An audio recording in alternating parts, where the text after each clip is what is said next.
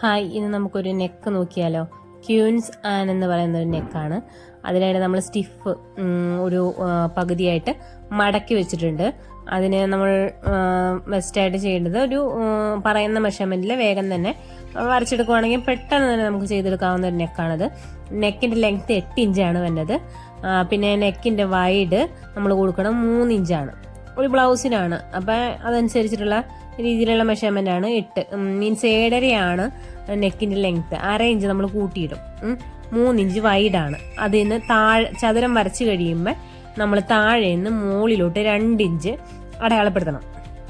അടയാളപ്പെടുത്തിയിട്ട് അവിടെ നിന്ന് നേരെ സൈഡിലോട്ട് നമ്മൾ 1 ഇഞ്ച് കൊടുക്കണം. 1 ഇഞ്ച് അത് നമ്മൾ ഷേപ്പ് ചെയ്ത് വരയ്ക്കാൻ വേണ്ടിയാണ്. എന്നിട്ട് അങ്ങനെ കൊടുത്തു കഴിഞ്ഞ് മാർക്ക് ചെയ്യാം.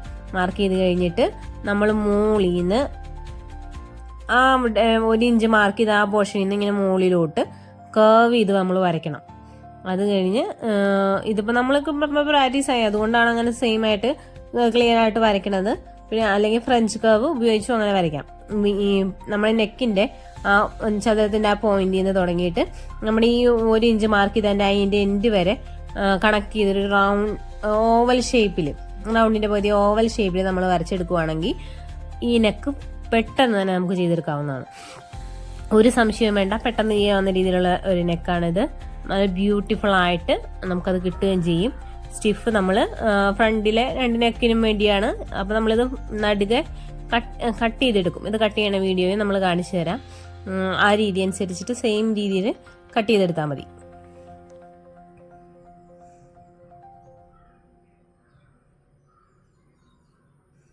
നമ്മളിപ്പോൾ അടയാളപ്പെടുത്തി കാണിക്കുന്ന ആ രീതി തുടങ്ങി താഴെ വരണ ഇവിടം വരെയാണ് നമ്മുടെ നെക്ക് കാണിക്കുന്നത്. അതനുസരിച്ചിട്ട് വേണം നമ്മൾ കട്ട് ചെയ്യാൻ. ഇപ്പം ഈ വരച്ചതിൻ്റെ തുമ്പിൻ്റെ സൈഡ് ഒരു 1/2 ഇഞ്ചോ ഒരു 1/4 ഇഞ്ചോ ഇട്ടിട്ട് വേണം നമ്മളിത് വെട്ടിയെടുക്കാൻ. ആ വരയെ കൂടെയാണ് നമ്മൾ അടിച്ചു പോവേണ്ടത്. അപ്പോഴാണ് കഴുത്ത് നല്ല ഫിനിഷിംഗ് ആയിട്ട് നമുക്ക് കിട്ടുള്ളൂ.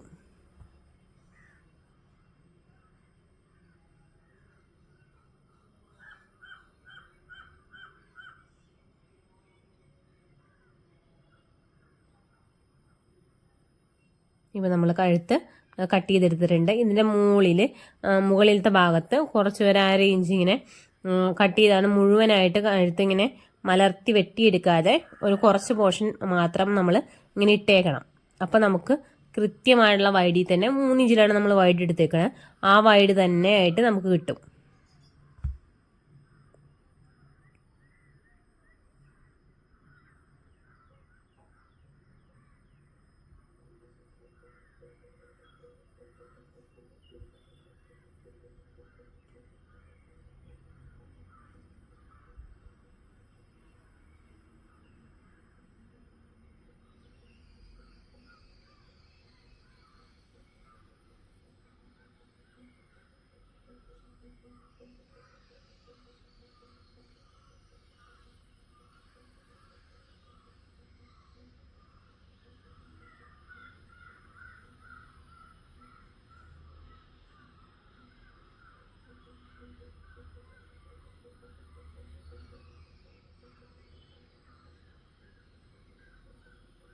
ഇപ്പം നമുക്ക് നമ്മൾ സ്റ്റിഫ് വെട്ടിയെടുത്ത് കഴിഞ്ഞപ്പോൾ ലാസ്റ്റ് കിട്ടിയ നെക്കാണ് ഈ കാണിക്കുന്നത്.